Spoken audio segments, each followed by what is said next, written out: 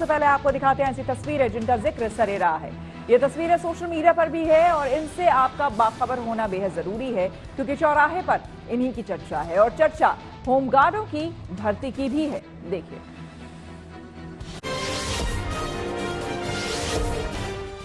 राष्ट्रपति द्रौपदी मुर्मू दुनिया के सबसे ऊंचे युद्ध क्षेत्र सियाचिन पहुंची, जहां उन्होंने बेस कैंप का दौरा किया। इस दौरान राष्ट्रपति ने सियाचिन ग्लेशियर में सेना के जवानों से बातचीत की और उनका मनोबल बढ़ाया। साथ ही वॉर मेमोरियल में जाबाजों को श्रद्धांजलि दी। राष्ट्रपति द्रौपदी मुर्मू देश की तीसरी ऐसी राष्ट्रपति हैं जिन्होंने सियाचिन का दौरा किया। इसके पहले पूर्व राष्ट्रपति एपीजे अब्दुल कलाम और रामनाथ कोविंद सियाचिन बेस कैंप गए थे। आप सभी जवानों और अधिकारियों से यहाँ आकर और मिलकर मेरी इच्छा पूर्ण हुई। मैं आप सबसे मिलकर बहुत खुशी का अनुभव कर रही हूँ। दिल्ली की मुख्यमंत्री आतिशी और पूर्व सीएम अरविंद केजरीवाल ने राजधानी की टूटी सड़कों का जायजा लिया। इसके लिए वो दिल्ली यूनिवर्सिटी के नॉर्थ कैंपस पहुंचे। उनके साथ मनीष सिसोदिया भी मौजूद रहे।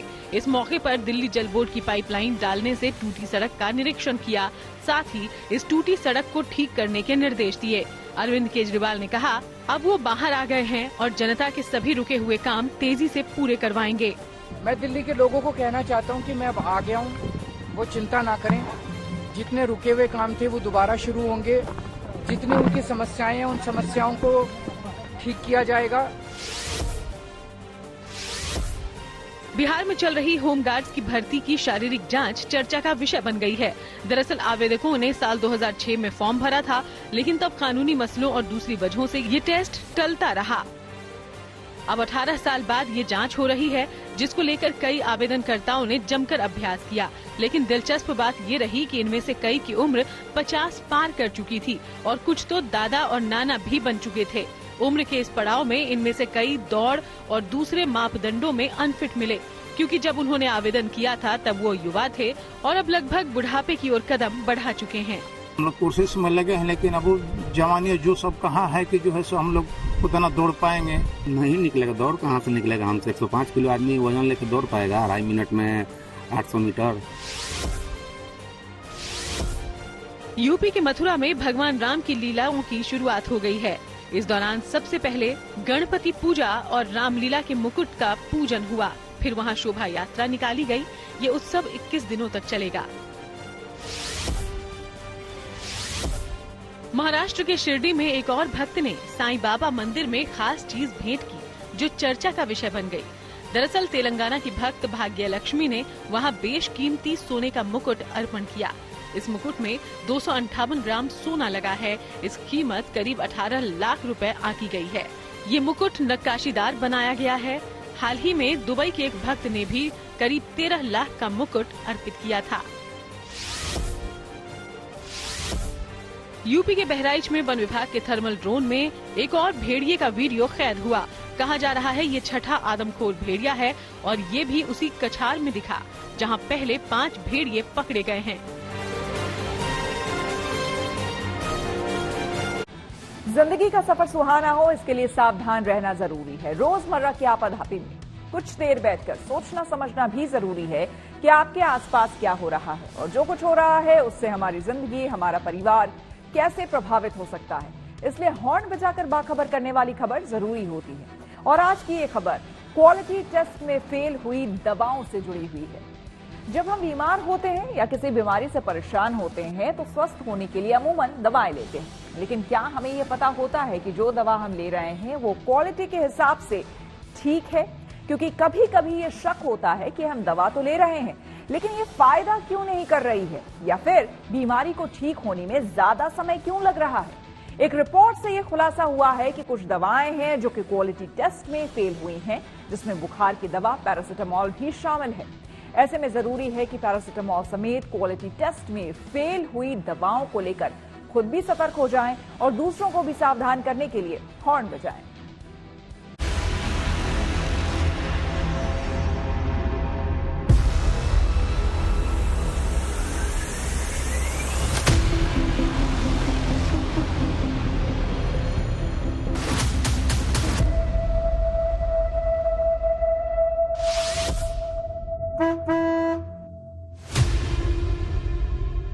दवाई खा रहे हैं लेकिन ठीक नहीं हो रहे या फिर ठीक होने में ज्यादा समय लग रहा है। इसकी वजह दवाई में छिपी हो सकती है, क्योंकि सर्दी, बुखार, एसिडिटी और गैस जैसी आम समस्याओं के लिए बाजार में बिकने वाली कई दवाइयों की क्वालिटी का स्तर खराब मिला है। मीडिया रिपोर्ट्स के मुताबिक बुखार में खाई जाने वाली पैरासीटामोल टेबलेट क्वालिटी टेस्ट में फेल हो गई है। इसमें विटामिन, शुगर और ब्लड शुगर की दवाओं के अलावा एंटीबायोटिक्स भी शामिल है। इसके अलावा कैल्शियम, विटामिन डी समेत कई और दवाई भी शामिल है। देश की सबसे बड़ी drug regulatory body central drugs standard control organisation यानी CDSCO ने इसकी लिस्ट जारी की है। इसमें ये बताया गया है कि 50 से ज्यादा दवाएं हैं जो कि स्टैंडर्ड क्वालिटी के हिसाब से नहीं है। इससे पहले जून में भी ऐसी ही एक लिस्ट जारी की गई थी, जिसमें पैरासीटामोल समेत कुल 52 दवाओं के नाम शामिल थे। अभी ना दवाइयाँ काफी आई हैं, रिपोर्ट एक जिसमें लगभग 53 दवाइयाँ बैन नहीं हुई हैं, गुणवत्ता की जांच में फेल हुई हैं। पैरासीटामोल है, D3 है। आप लोग के लिए क्या है, सेटबैक है, कैसे देखते हैं? ये अब जो है दवाएं जितनी भी बैन हुई हैं कुछ तो ठीक है, बैन नहीं हुई है। फिलहाल विटामिन D3 तो नहीं है बैन। नहीं बैन नहीं हुई है, ये गुणवत्ता एक टेस्ट हुआ, उनमें ये दवाइयाँ जो हैं वो फेल हो गई। हाँ, फेल इसलिए हुई हैं क्योंकि उनमें कुछ ऐसे सॉल्ट है जो कि थोड़ा सा नुकसान करते हैं, कंटिन्यू इस्तेमाल किए जाने पर नुकसान करता है। आप ये सोचिए कि अभी तक आप सभी खा रहे थे, चाहे पैरासीटामोल हो, विटामिन D3 भी कॉम्प्लेक्स तो बहुत कॉमन दवा है। हाँ, वही खाते लोग बहुत। तो खिलवाड़ नहीं हुआ हेल्थ के साथ? बहुत ज्यादा हो रहा था। अगर ऐसा है तो बहुत ज्यादा, मुझे इसकी नॉलेज कम है मेडिसिन के बारे में, अगर ऐसा है तो बहुत ज्यादा खिलवाड़ हो रहा है। कितना बड़ा नुकसान मान रहे हैं अगर मिलावटी दवा पेशेंट ले रहा है?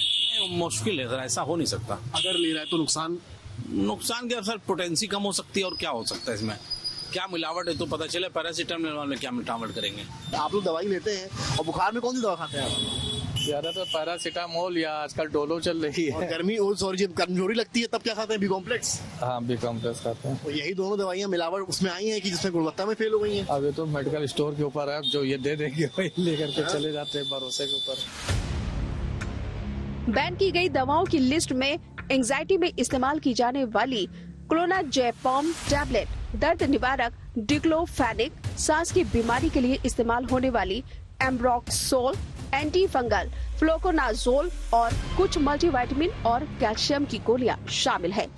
इन दवाओं को hetero drugs, Alkem laboratories, Hindustan antibiotics limited यानी HAL, Karnataka antibiotics and pharmaceutical limited जैसी बड़ी कंपनियां बनाती है। CDSCO ने जो लिस्ट जारी की है, इसमें पेट के इन्फेक्शन के लिए दी जाने वाली दवा बेट्रोनिडाजोल भी इस जांच में फेल हो गई है, जिसे हिंदुस्तान एंटीबायोटिक्स लिमिटेड बनाती है। इसी तरह टोरेंट फार्मास्यूटिकल्स की शैलकाल टैबलेट भी जांच में फेल हो गई है। क्वालिटी कंट्रोल बहुत जरूरी है और ये फैक्ट्री लेवल पर जब प्रोड्यूस होती है वहां पे जरूरी इतना नहीं है जितना कि on the shelf quality maintain होनी चाहिए।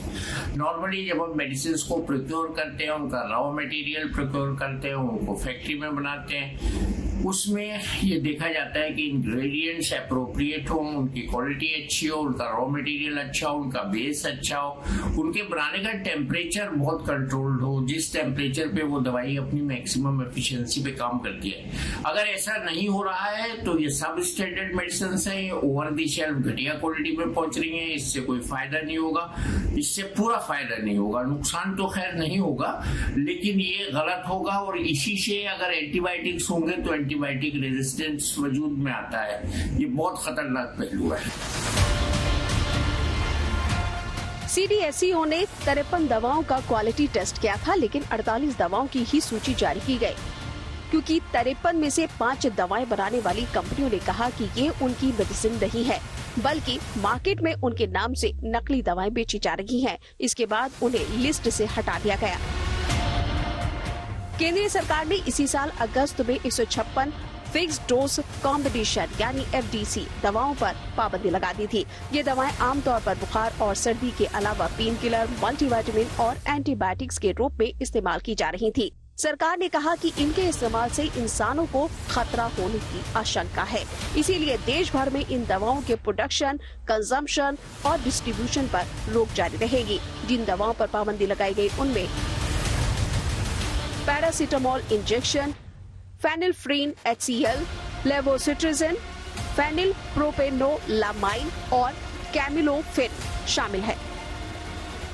Central drugs standards control organisation की हालिया रिपोर्ट के बाद देश में अफरा तफरी मच गई है। आपको बताएं कि कुल 53 ऐसी दवाएं हैं जिसके बारे में इस रिपोर्ट में कहा गया है कि ये दवाएं क्वालिटी इसकी खराब थी और सबसे बड़ी बात ये कि इससे काफी बड़ा प्रभाव मरीजों पर पड़ने वाला है। और इस तमाम बातचीत के लिए हम यहाँ पहुंचे हैं IGIMS के कैंपस में। यहाँ बात करने की कोशिश करेंगे कुछ लोगों से और समझना चाहेंगे कि आखिर क्या समझते हैं, कैसे देखते हैं, सरकार को क्या करना चाहिए। सरकार को इस पे सख्त से सख्त उस पे पाबंदी करना चाहिए जिससे मरीजी ठीक न हो। उस दवा को खिलाने से कोई फायदा नहीं है। हम लोग के पास ऐसा कोई गवर्नमेंट की तरफ से नोटिस नहीं आया। अगर आया होता तो हम लोग तुरंत उस बैच का जो दवाई होता है, पर्टिकुलर अलग अलग दवाई का अलग अलग बैच आता है, तो हम लोग उसको निकाल कर रख देते। और अभी जैसे हम लोग मीडिया के माध्यम से मालूम चला तो डेफिनेटली हम लोग इस बारे में हम लोग अपने लेवल से विभाग में पता करके हम लोग इस पर जांच बैठाएंगे। वहीं कुछ दिनों पहले भी सरकार ने इस 56 फिक्स डोज दवाओं को बैन किया था और इन दवाओं को भी स्वास्थ्य के लिए हानिकारक बताया गया था। तब सरकार ने ड्रग्स एडवाइजरी बोर्ड की सिफारिशों के बाद ये फैसला लिया था कि फिक्स डोज दवाएं यानी FDC वो दवा होती है जिसमें एक ही गोली में एक से ज्यादा दवा मिलाई जाती है और उनको खाने से तुरंत आराम भी मिल जाता है। बैन की गई दवाओं की लिस्ट में hair treatment, anti parasitic, skin care, anti allergy के लिए इस्तेमाल की जाने वाली दवाएं भी शामिल है। सरकार ने लोगों को इन दवाओं के स्थान पर दूसरी दवाओं का इस्तेमाल करने की सलाह दी है। इसी साल मई महीने में राजस्थान में मुख्यमंत्री निःशुल्क दवा योजना के तहत सप्लाई होने वाली 10 दवाओं के सैंपल फेल हो गए थे। लिहाजा राजस्थान मेडिकल सर्विसेज कॉर्पोरेशन ने 8 कंपनियों की 10 दवाओं की सप्लाई पर रोक लगा दी थी। इन दवाओं में फंगल इन्फेक्शन में काम आने वाली गोलियां, मलेरिया के गंभीर मरीजों को लगाए जाने वाले इंजेक्शन, आई ड्रॉप और सांस में तकलीफ होने पर काम आने वाली दवाएं अस्थलीन शामिल है। ऐसे में जरूरी है कि पैरासीटामोल समेत क्वालिटी टेस्ट में फेल हुई दवाओं को लेकर खुद सतर्क हो जाएं और दूसरों को भी सावधान करने के लिए हॉर्न बजाएं। Bureau report, good news today.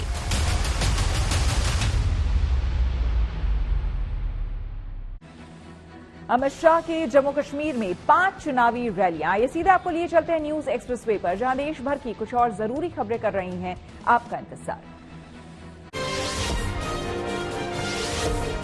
Himachal Pradesh में होटल और खाने पीने की दूसरी जगहों पर मालिक के नेम प्लेट लगाने का मामला कांग्रेस में भी उलझ गया। दरअसल राज्य के कैबिनेट मंत्री विक्रमादित्य सिंह को इस मसले पर दिल्ली बुलाया गया। इसके बाद विक्रमादित्य सिंह ने बताया कि हिमाचल प्रदेश में लिए गए फैसले का यूपी से कोई लेना देना नहीं है। विक्रमादित्य सिंह ने कहा कि हिमाचल में स्ट्रीट वेंडर्स को व्यवस्थित करने के लिए हाईकोर्ट ने जो पहले आदेश दिए हैं उसी के मुताबिक इंतजाम किया जा रहा है। गृह मंत्री अमित शाह ने उधमपुर समेत 5 जगहों पर ताबड़तोड़ चुनावी रैलियां की। इस दौरान उन्होंने घाटी में आतंकवाद के लिए कांग्रेस और नेशनल कॉन्फ्रेंस को जिम्मेदार बताया। साथ ही उन्होंने आरोप लगाया कि पहले यहाँ के आका पाकिस्तान से डरते थे।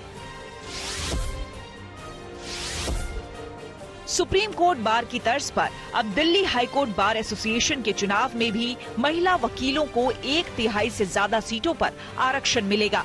सुप्रीम कोर्ट ने ये आदेश दिया। इतना ही नहीं, माना जा रहा है कि सुप्रीम कोर्ट के इस फैसले का असर अब जिला अदालतों के बार चुनाव में भी दिख सकता है। कांग्रेस दिल्ली विधानसभा चुनावों में आम आदमी पार्टी के साथ गठबंधन नहीं करेगी। ये बात खुद प्रदेश कांग्रेस अध्यक्ष देवेंद्र यादव ने कही। उनके मुताबिक पार्टी सभी 70 सीटों पर अकेले चुनाव लड़ेगी। साथ ही देवेंद्र यादव ने राजधानी में पानी की किल्लत का मुद्दा भी उठाया। भारत ने अपने नागरिकों से तुरंत लेबनान छोड़ने को कहा है। दरअसल इजरायल ने हिजबुल्लाह के खिलाफ अपनी लड़ाई तेज कर दी है। हालांकि अमेरिका और फ्रांस समेत दूसरे देशों ने जंग रोकने की मांग की। विवादों में घिरे यूट्यूबर एल्विश यादव और गायक फाजिल पुरिया के खिलाफ ईडी ने बड़ी कार्रवाई की। दरअसल यूपी और हरियाणा में दोनों की प्रॉपर्टी अटैच कर ली गई। एलविश और फाजिलपुरिया सांपों के जहर की खरीद फरोख्त के मामले में घिरे हुए हैं। यूपी के नोएडा में कुछ युवकों को गाड़ी से स्टंट करना और हथियार लहराना महंगा पड़ गया।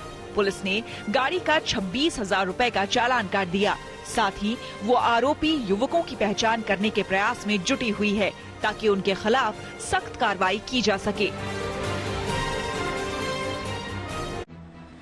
खबरों के एक्सप्रेस में से आगे रुक करते हैं सियासी ढाबे का, जहां कि आज की सबसे दिलचस्प खबर मौजूद है। हरियाणा विधानसभा चुनाव में अब ज्यादा दिन नहीं बचे हैं। चुनाव प्रचार के आखिरी हफ्ते में कांग्रेस और बीजेपी ने पूरी ताकत झोंक दी है। राहुल ने आज करनाल और हिसार में 2 रैलियां की और बीजेपी को पहलवानों, किसानों और नौजवानों के मुद्दे पर जमकर घेरा।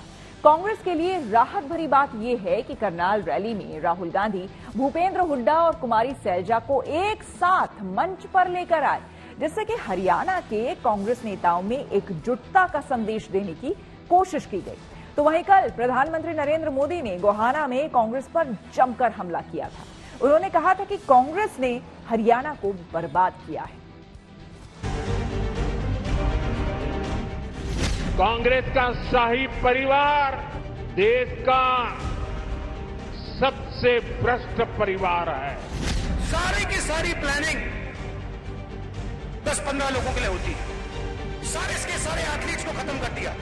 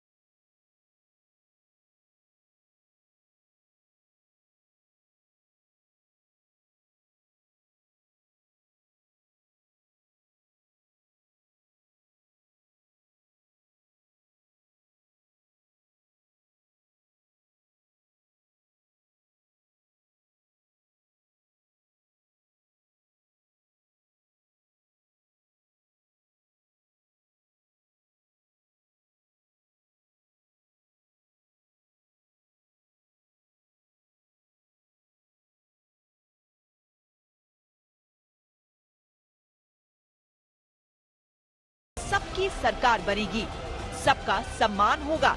वहीं बीजेपी पर बरसते हुए कहा कि बीजेपी ने खिलाड़ियों को खत्म कर दिया, महिला पहलवानों से यौन उत्पीड़न करने वालों को बचाया। सारे के सारे एथलीट्स को खत्म कर दिया। इनके बहनों का सेक्सुअल हैरेसमेंट हो रहा है और जो कर रहा है उसकी रक्षा चल रही है। 24 घंटे टीवी पे देखो, वो रो रही है, कोई फर्क नहीं पड़ता। बीजेपी का आदमी है, चिल्लाओ जितना चिल्लाना है, देश के साथ चिल्लाओ, 24 घंटा चिल्लाओ, हमें कोई फर्क नहीं पड़ता, मर जाओ। ऐसा हरियाणा हमें नहीं चाहिए। राहुल गांधी ने किसानों को लेकर बीजेपी पर हमला बोला। उन्होंने कहा कि हरियाणा के किसानों का कर्जा माफ नहीं होगा, लेकिन अरबपतियों का कर्जा माफ होगा। तो कल प्रधानमंत्री मोदी ने किसानों को लेकर 10 साल पहले की कांग्रेस सरकार को कटघरे में खड़ा किया था कि 10 साल पहले हरियाणा को कैसे लूटा गया था। तब हरियाणा में किसानों की जमीन को जम करके लूटा गया। कांग्रेस ने हरियाणा को दलालों और दामादों के हवाले कर दिया था। दलालों और दामादों से बचना है तो कमल ही बचाएगा। नरेंद्र मोदी क्या करते हैं? काले कानून लाते हैं। जो है आपके पास, जो आप पूरे देश को देते हो, वो भी छीनने की कोशिश करने। हरियाणा के किसानों का कर्जा माफ नहीं होगा, आपको सही एमएसपी नहीं मिलेगी, मगर 25 अरबपतियों का 16 लाख करोड़ रुपया कर्जा माफ होगा। और आप देखते रहोगे कि भाई ये हो क्या रहा है। जैसे जैसे वोटिंग की तारीख नजदीक आ रही है, वैसे वैसे सियासी हमले तेज होते जा रहे हैं। राहुल ने एक बार फिर संविधान का मुद्दा उठाया और कहा कि बीजेपी संविधान पर हमला कर रही है, उसे खत्म करने की कोशिश कर रही है। तो बीजेपी ने पलटवार करते हुए कहा कि कांग्रेस आरक्षण खत्म करना चाहती है, लेकिन प्रधानमंत्री मोदी आरक्षण कभी खत्म नहीं होने देंगे। ये लड़ाई कॉन्स्टिट्यूशन को बचाने की लड़ाई है। मैंने इसके बारे में बहुत सोचा है। ये हो क्या रहा है, ये बीजेपी के लोग कर क्या रहे हैं। ये कॉन्स्टिट्यूशन पर आक्रमण कर रहे हैं। जो हिंदुस्तान के गरीब लोग हैं, कमजोर वर्ग के लोग हैं, कॉन्स्टिट्यूशन उनकी रक्षा करता है और बीजेपी कॉन्स्टिट्यूशन को मिटाने की कोशिश कर रहे हैं। वो कह नहीं सकते, ऐसे स्टेज पे आकर वो कह नहीं सकते कि हम कॉन्स्टिट्यूशन को मिटा देंगे, मगर वो करते हैं। कांग्रेस की मानसिकता ही भारत में आरक्षण यानी कि रिजर्वेशन को खत्म करने की है। पंडित जवाहरलाल नेहरू हों, इंदिरा जी हों, इन सब की, राजीव गांधी जी तक की मानसिकता और कांग्रेस का यही था कि आरक्षण को खत्म करना है। और राहुल गांधी जी की जुबान से फिर एक बार निकला है विदेशी धरती पे कि वो आरक्षण को खत्म करना चाहते हैं। राहुल गांधी ने हरियाणा को रोजगार की गारंटी दी, संसद में हरियाणा की आवाज उठाने का वादा किया, पहलवानों को लेकर बीजेपी पर निशाना साधा और दलितों को लेकर भी सवाल खड़े किए। लेकिन बड़ा सवाल ये है कि क्या 10 साल के वनवास के बाद कांग्रेस की सत्ता में वापसी होगी या फिर हरियाणा की जनता बीजेपी को तीसरे टर्म का जनादेश देगी। ये फैसला 8 अक्टूबर को चुनाव नतीजों के बाद साफ हो जाएगा। Bureau report, good news today. News पर आगे है धन बाजार, जहां शेयर बाजार से लेकर कारोबार तक की सभी अहम खबरें होती हैं, जिसका सीधा रिश्ता आपकी आमदनी आपकी जेब से होता है। तो तेज रफ्तार खबरों के बीच ये जरूरी खबरें छूट ना जाए, इसलिए सीधे आपको लिए चलते हैं धन बाजार। गुरुवार को शेयर बाजार ने लगातार 7वें दिन ऑल टाइम हाई बनाया है। कारोबार के दौरान सेंसेक्स ने 85,930 और निफ्टी ने 26,250 का आंकड़ा छुआ। हालांकि दिन के अंत में सेंसेक्स 666 अंक चढ़कर 85,836 पर बंद हुआ। इसके साथ ही निफ्टी में भी 212 अंकों की तेजी देखी गई और ये 26,216 पर बंद हुआ। दिल्ली सराफा बाजार में सोने चांदी की कीमतों में तेजी देखी गई है। सोना 400 रुपए महंगा हो गया। इसके साथ ही दिल्ली में अब 10 ग्राम सोने की कीमत 78,250 रुपए हो गई है। चांदी भी 1,000 रुपए महंगी हो गई और अब राजधानी में 1 किलो चांदी की कीमत 94,000 रुपए प्रति किलोग्राम हो गई। वर्ल्ड इकोनॉमिक फोरम ने भारतीय अर्थव्यवस्था को लेकर गुड न्यूज दी है। WEF के एक्सपर्ट्स ने भारतीय अर्थव्यवस्था को मजबूत बताया है। साथ ही ये भी कहा है कि दुनिया के कई देशों में मंदी जैसे हालात हैं, लेकिन भारत मजबूती से आगे बढ़ रहा है। इससे पहले मूडीज और वर्ल्ड बैंक ने भी भारत की GDP का ग्रोथ अनुमान बढ़ाया था। देश में क्रेडिट कार्ड यूजर्स की संख्या में लगातार इजाफा हो रहा है। रिपोर्ट्स के मुताबिक जुलाई में करीब 7,55,000 नए कार्ड जोड़े गए थे और ये संख्या हर साल करीब 15% की दर से बढ़ रही है, जबकि पिछले 5 साल में क्रेडिट कार्ड की संख्या लगभग दुगनी हो गई है। न्यूज पर के सफर में अब सोशल अड्डा का रुख करते हैं, जहां आज बात होगी मध्य प्रदेश के इंदौर में एक युवती के वायरल वीडियो की। वायरल वीडियो में दिख रही लड़की कम कपड़े पहनकर इंदौर की सड़क पर खुलेआम घूम रही थी और वीडियो बनवा रही थी। इस वीडियो को देखकर कई लोग आपत्ति जता रहे हैं। इनमें मध्य प्रदेश के कैबिनेट मंत्री कैलाश विजयवर्गीय भी हैं। उन्होंने कहा है कि ये मामला उनके संज्ञान में आया है और इस मामले की जांच की जा रही है।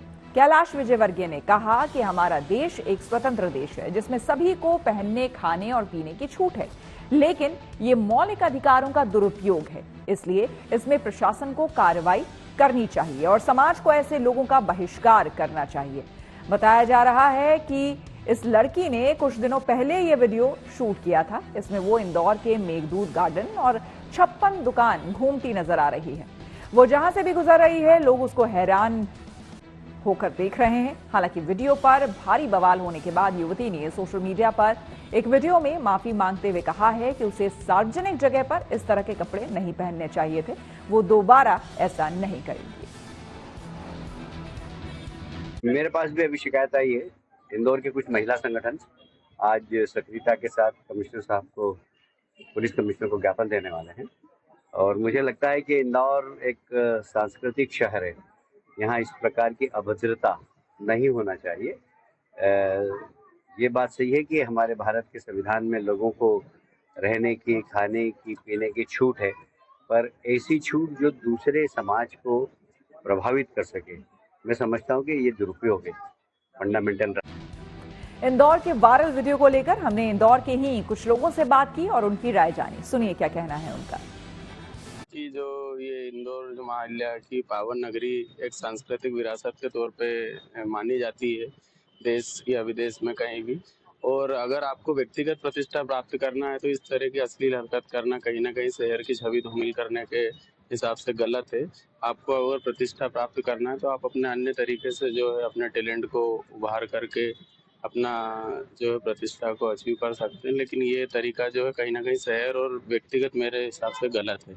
मुझे लगता है कि ये जो अश्लील है, इसकी डेफिनेशन कैसे सेट हो रही है, पहले उस पर सोचना चाहिए कि क्या अश्लील है और किसको हम अश्लील मान रहे हैं और कौन मान रहा है, ये पहले डिफाइन होना चाहिए, फर्स्ट थिंग। दूसरी चीज ये है कि हाँ, मैं ये मानती हूँ कि जो जहाँ कल्चर की भी बात नहीं, बट जहाँ जो अप्रोप्रिएट है उस हिसाब से ऑब्वियसली हमको ड्रेसअप और उस जगह पे रहना चाहिए। पहले चीज तो ये हमारी सभ्यता के हिसाब से बहुत गलत है। अपने अगर कल्चर में रह रहे हैं अपन अपने कल्चर के हिसाब से, तो ये चीजें बहुत गलत है। इस चीज पे लड़कियों को ध्यान देना चाहिए और इस तरह के कृतज्ञ ना करें वो कि कुछ ऐसा समाज में गलत संदेश जाए। मेरे हिसाब से तो ये काफी गलत चीज है कि आप पब्लिक प्लेस पे ये सब चीजें, गर्ल्स के लिए स्पेशली बोलना चाहूंगी मैं, कि आप इतने शॉर्ट ड्रेसेस पहन के जो जा रहे हैं, ये सब चीजें अच्छी नहीं लगती है। अगर आप सोशल प्लेस पर है, आप पर्सनली कुछ भी करें, अपने रूम में करें, अपने घर में करें, वो सब चीजें ठीक होती है, बट सोशली नहीं अच्छी चीज है। मैं इसको पूर्णतः गलत मानता हूँ, क्योंकि हम एक भारतीय संस्कृति के अंदर रह रहे हैं और हमारी भारतीय संस्कृति और परंपरा इस चीज को सही नहीं मानती। आप अपने घर के अंदर क्या कर रहे हैं, क्या नहीं कर रहे हैं, ये एक अलग चीज होती है, लेकिन एक सार्वजनिक स्थान पे इस तरीके से करना पूर्णतः बिल्कुल ठीक नहीं है। ऐसे नहीं करना चाहिए। सोशल मीडिया पे अगर व्यूज चाहिए तो कम से कम डांस कर लो या फिर कुछ एक्टिंग कर लो, बट ऐसे नहीं घूमना चाहिए। It's not fair. और ये फिर दूसरे लड़कियों के लिए भी फिर ठीक नहीं होता है। फिर सब समझते हैं कि सब लड़कियों का व्यूज के लिए अब ऐसे ही करते हैं, ये फिर गलत हो जाता है। इवन द पर्सपेक्टिव, बॉयज का पर्सपेक्टिव ये हो जाता है कि ये लड़कियां तो अब ऐसे ही करेंगे, सबको फेमस होना है तो सब ऐसे ही हो जाएंगी। जो व्यूअर्स हैं उनको थोड़ा ध्यान में रखना चाहिए कि हम देख क्या रहे हैं। सोशल मीडिया इन्फ्लुएंस होने के लिए, लेकिन पॉजिटिव वे में। हम हर चीज को अलग अलग तरीके से यूज कर सकते हैं। और आइए अब रुक करते हैं प्रगति मार्ग का, जहां ऐसी खबरें हैं जो कि देश की तरक्की, प्रगति और लोगों की काबिलियत दिखाती है। अब बात उत्तर प्रदेश के सबसे बड़े व्यापार मेले की। ग्रेटर नोएडा में यूपी इंटरनेशनल ट्रेड शो का आगाज हो गया। बुधवार को शुरू हुआ ये व्यापार मेला 29 तारीख तक चलेगा। इस मेले की खासियत ये है कि इसके जरिए युवा अपनी प्रतिभा और स्टार्टअप को दुनिया के सामने रख सकते हैं। साथ ही यूपी के अलग अलग शहरों की खास पहचान रखने वाली चीजें भी इस मेले में रौनक बिखेर रही है।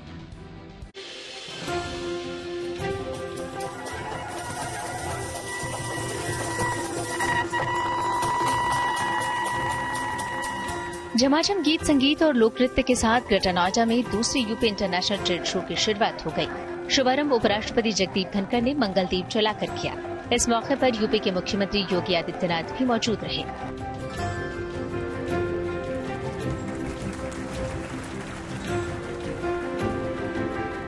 इसके बाद दोनों ने जहां एक और मेले में घूम घूम कर लोगों द्वारा लगाई गई प्रदर्शनियां देखी, वहीं सीएम योगी ने लोक कलाकारों के साथ वाद्य यंत्रों से जुगलबंदी भी की।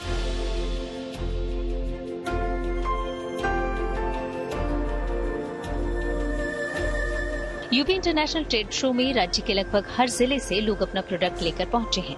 बनारस की साड़ी से लेकर विज्ञान की नई तकनीक से युवाओं द्वारा किए गए नए नए आविष्कार तक यहाँ यूपी के अलग अलग इलाकों की हर पहचान है। इस ट्रेड शो का मकसद भी यही है, इस आयोजन के जरिए यूपी के क्राफ्ट, कुजीन और कल्चर से लोगों को परिचित कराना। इसके अलावा अलग अलग क्षेत्रों के स्टार्टअप पर भी फोकस किया गया है। इस बार इस ट्रेड शो में 2500 से ज्यादा एग्जीबिटर्स बुलाए गए हैं। ये एग्जीबिटर्स कौन है? ये एग्जीबिटर्स वो हैं जो कि यूपी के अलग अलग हिस्सों में छोटे उद्योग चला रहे हैं, खासकर जो यूपी के कल्चरल प्रोडक्ट्स हैं उनको आगे बढ़ा रहे हैं। यहाँ पर आपको बनारस की जो सिल्क की साड़ियाँ हैं, जो उसका काम करते हैं, वो लोग यहाँ दिखाई पड़ जाएंगे। जो ब्रास का काम करते हैं वो यहाँ दिखाई पड़ जाएंगे। इस व्यापार मेले में ऐसी कई चीजें हैं जो आपकी जिंदगी को बेहद आसान बनाने वाली है, जैसे ये real time remote monitoring dashboard. अस्पताल में लगाए जाने वाले इस डैशबोर्ड पर आईसीयू में एडमिट हर एक पेशेंट के शरीर में हो रही किसी भी तरह के बदलाव को रियल टाइम में देख सकते हैं। अगर किसी मरीज की हालत खराब हो रही है तो डैशबोर्ड पर उसका नाम और उसकी हालत सबसे ऊपर दिखाई देने लगेगी।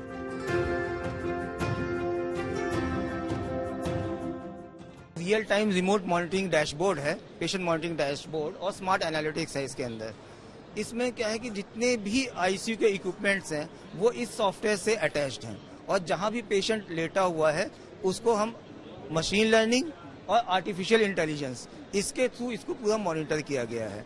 इसके अंदर स्मार्ट अलर्ट्स आते हैं कि इस सॉफ्टवेयर के बिहाइंड एक पूरा आप एनसाइक्लोपीडिया है जो इसमें काम करता है। अगर जैसे 2 या 3 ड्रग आपने दी तो उसमें ड्रग ड्रग इंटरेक्शन है वो भी वो बताता है। ऐसी ही एक नायाब मशीन बनाई है आरती ने।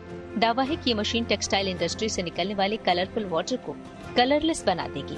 आरती का कहना है कि टेक्सटाइल इंडस्ट्री में डाई वाटर यानी पानी में जो रंग मिलाए जाते हैं वो नदी के लिए बेहद खतरनाक होते हैं। ऐसे में इसके जरिए पानी से रंगों को पूरी तरह से अलग किया जा सकता है, यानी इससे रंगों के जरिए पानी में होने वाले प्रदूषण को कम किया जा सकता है। इस प्रोडक्ट का नाम जो हमने रखा है उस प्रोडक्ट का नाम है D-Cube यानी कि डाई डिग्रेडेशन डिवाइस। इस डिवाइस के हेल्प से जो भी टेक्सटाइल इंडस्ट्रीज है, जितने भी इंडस्ट्रीज का कलर डाई वाला पानी निकलता है वो इसको डाई को डिग्रेड करके एक कलरलेस वाटर में और उसके बाद एक नेक्स्ट स्टेप में उसको एक ड्रिंकेबल वाटर में भी कन्वर्ट करने का ये एक प्रोसीजर रखता है। यूपी की प्राचीन कारीगरी और हस्तशिल्प को भी प्रमुखता से दिखाने की कोशिश की गई है। यूपी के इस अंतर्राष्ट्रीय व्यापार मेले में काउंसिल फॉर कल्चरल रिलेशंस के सहयोग से वियतनाम, बोलीविया, रूस, वेनेजुएला, मिस्र और कजाकिस्तान के सांस्कृतिक ग्रुप भी हिस्सा ले रहे हैं। ऐसे में सीएम योगी ने वियतनाम डेलीगेशन से मुलाकात भी की। ग्रेटर नोएडा से मनीष चौरसिया के साथ bureau report, good news today. इसी के साथ न्यूज पथ में मेरे यानी श्वेता झा के साथ फिलहाल इतना ही। देश दुनिया की तमाम खबरों के लिए आप देखते रहिए गुड न्यूज टुडे।